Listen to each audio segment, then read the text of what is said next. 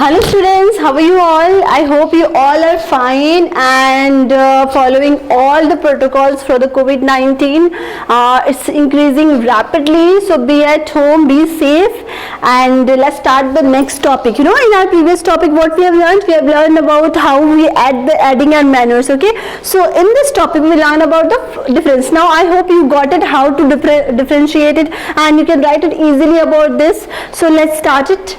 Let's start. So what is manure? The first thing about the manure, it is a natural substance obtained by the decomposition of cattle dung, human wastes and plant residue. Okay, so manures are what? It is a natural substance, means we get it from the decomposition of cattle dung, human wastes and plant residue. And water fertilizer is a man-made and made up of inorganic substances, means the inorganic salt means the chemicals. Okay, like we have learned in our previous classes as well, the nitrogen, phosphorus and potassium. Manure, it can be prepared in the field as we can do, and you all are doing very good. You all are doing a good job. You all are calling me and asking me how to do it. Very good. Keep it up. I hope I'm not hoping, I'm sure that you will do a very good job, very awesome job. So, and what about the fertilizer? It is prepared in factories. Okay. Now manure, it provides a lot of humus to the soil. I already explained you about the humus, and it does not provide any humus to the soil because it is a man-made chemical one. Okay, moving to the next topic. Okay, and one more part is there, that it is relatively less rich in plant nutrients because it is organic substances. These are very rich in plant nutrients like the nitrogen, phosphorus and potassium. Everything is there. Okay, because it is a man-made, the required amount is there only. Okay, now advantage of manures. What are the advantage of manures? Manure is considered better and healthy for crops than fertilizer. This is because, you know, manures are better. We consider it better and healthy for crops than fertilizer. Okay, so what are the reason for that is it enhances the water holding capacity of the soil. You know, when we add the manure to the soil, it becomes a little bit sticky, so it can enhance the water holding capacity. Okay, next is it makes the soil porous, due to which exchange of gases become easy. Next is it improves the texture of the soil as well, and it increases the number of useful microbes. So there are so many microbes which are grown after the decomposition or in the manures. Okay, next, there are some other traditional methods to replenish the nutrients in the soil, and some of them are discussed below. We have learnt that we need to add manure and fertilizer to replenish the soil, but there are some other methods as well we need to know. That is, first is field fallow, second is crop rotation, and third one is mixed cropping. Now what is field fallow? In this method, field is left free for one or more seasons.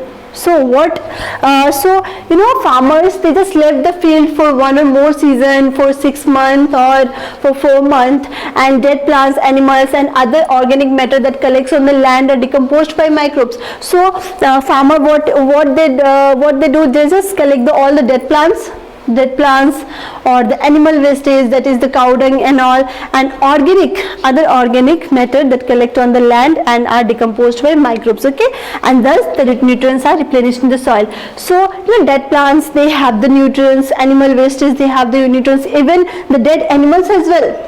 If we will, you know, after the decomposition of dead animal, there is lots of nutrients, so they have the nutrients which release or get released to the soil and absorbed by the soil. Okay, so dead plants, dead animals and animals wastes and other matter that collect on the land are decomposed by microbes, and thus the nutrients are replenished in the soil. This is the first method. Second method is what? Crop rotation. You know, some farmer, what they do, this is to the crop rotation. For example, in the season of paddy, they grow the paddy, but after the harvesting of paddy, they grow some vegetables or some leguminous plants there. Okay, so crop rotation is what? Each crop needs more of some nutrients and less of some nutrients. So you know, in crop rotation, what happen in each plant? For example, rice, rice required lots of water.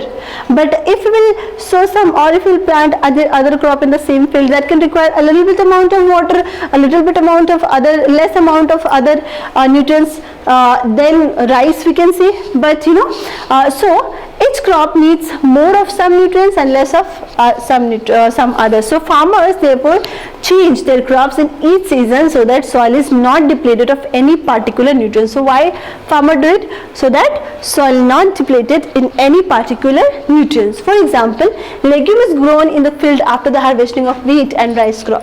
So after the harvesting of wheat and rice crop, what the farmer do? They just grow the legume, because legume needs less nutrients, but legume take more nitrogen, from the atmosphere. How? So what the legume does? Legume is replenish the soil with lots of nitrogen. How? Leguminous plants, they have the root nodule. They have a nodule in their root. So I am showing this. For example, if this is a leguminous plants, okay, so this is the root of the leguminous plants. There are some nodules. There are some nodules. A small nodules present are there. That nodules that nodules contain rhizobium bacteria. And rhizobium bacteria, what is the work of rhizobium bacteria? To fix the nitrogen. So the required, or the amount which is required for the leguminous plants are taken by the legume plant, but the rest nitrogen are there in the soil. So the soil is depleted with soil is replenished with the nitrogen. Okay, so for example, legume is grown in the field after the harvesting of wheat and rice crop. In the previous classes, you have learnt about rhizobium bacteria, which just I told you. Okay, rhizobium bacteria. What is the work of rhizobium bacteria? To fix the nitrogen, atmospheric nitrogen, to form of water soluble nitrogen compound. Okay, these are present in the nodules of the roots of the leguminous plants, and this fix atmospheric nitrogen to form water soluble nitrogen compounds. Okay, next is mixed cropping. What is mixed cropping? Means you can do 2 or 3 cropping together in same field. Okay, so mixed cropping means sometimes 2 or more crops are grown together in the same fields, and these crops are selected in such a way that the nutrients need of one crop is fulfilled by other one. So in mixed cropping, so nutrients which is required for one plants can use by the other as well. Okay, so for example, cotton and groundnuts crops are grown together. So cotton and groundnuts both are crop grown together in the same field or together. Okay, so these are how we replenish the. So what we have learned? We have learned about how can we replenish the soil. The first thing we can replenish, how we can replenish. The first we have learned about adding manures, this fertilizer. Okay, and next we have learned about how can we replenish in other way are the field fallow, crop rotation, and the mixed cropping. Okay, now after we have learnt about the adding manures and all, now what is one more important thing for the farming? The irrigation. Without water you can't do farming. Without water you can't grow a healthy crop. So irrigation is also a very important part of the cropping or for the farming. And irrigation means what? To watering the plant. Okay, we know all living things need water to live. Doesn't matter that is water, animal, humans, every living things need water. Plants also require water for their proper growth and developments. So they absorb water through their roots from the soil. So we all know from very childhood, we know that the plants, how plants get water from the roots. Okay, and it is essential for plants from seed germination to the stage of producing fruits. Just start from the seed germination to the producing fruit. In that whole stage, the plant need water. Okay, so nutrients dissolved in water get transported to every part of plant, and it is water which need protect the crop from both excessive cold and hot conditions. So nutrients dissolve in water. How plants get the nutrients dissolve in water in soil. Okay, get transported to every part of the plant through a tissue called xylem. Okay, and it is water which protects the crop from both excessive hot and cold. So it is necessary to maintain the proper moisture in the soil. For this, fields have to be watered regularly. So we in our home as well, if you plant any plant or if you grow any plant or any flowering plant, what we do, we water it daily in interval time.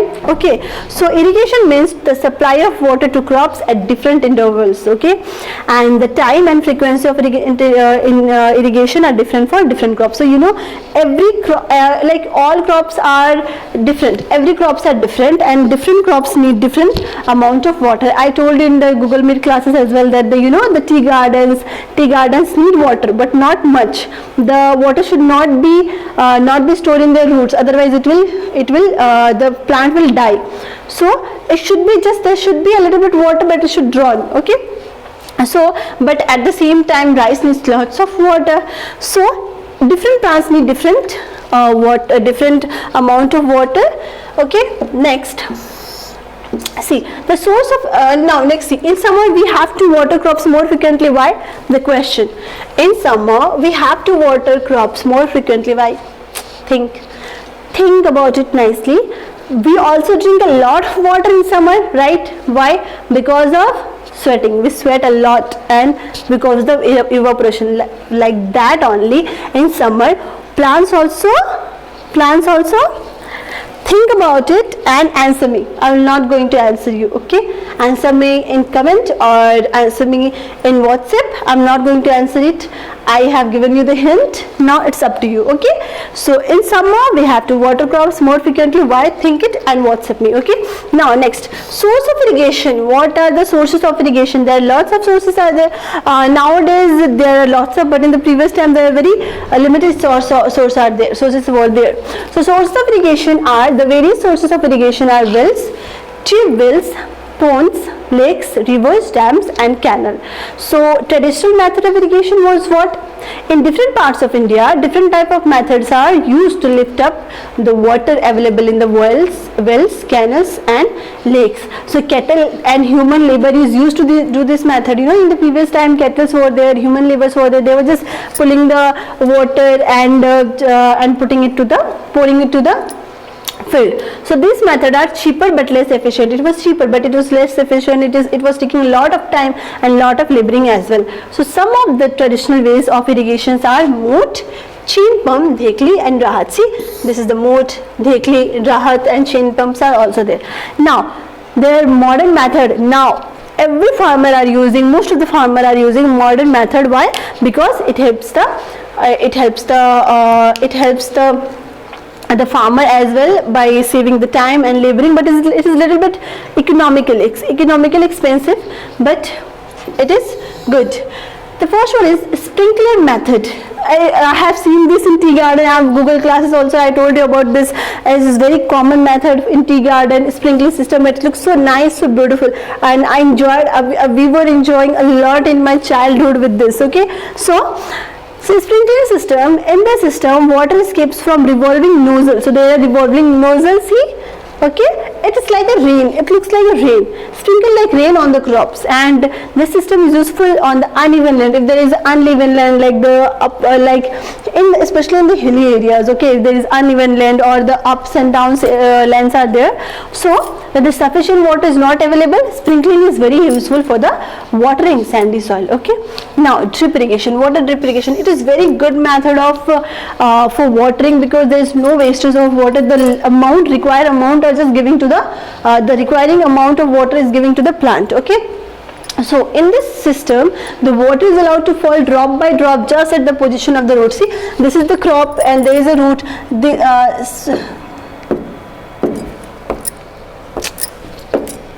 Water pen.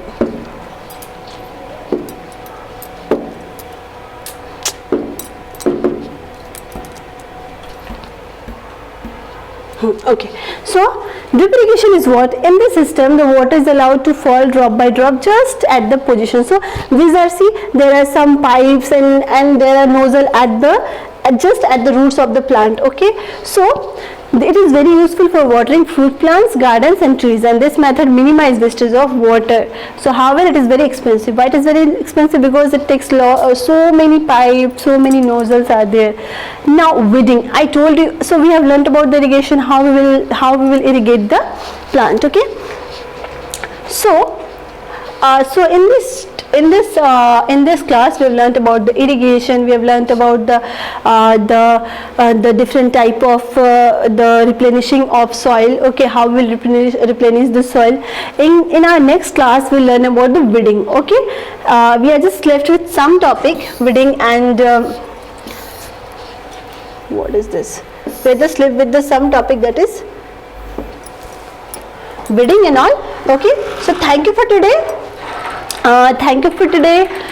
Be at home, be safe. I'll catch you in the next class. Thank you.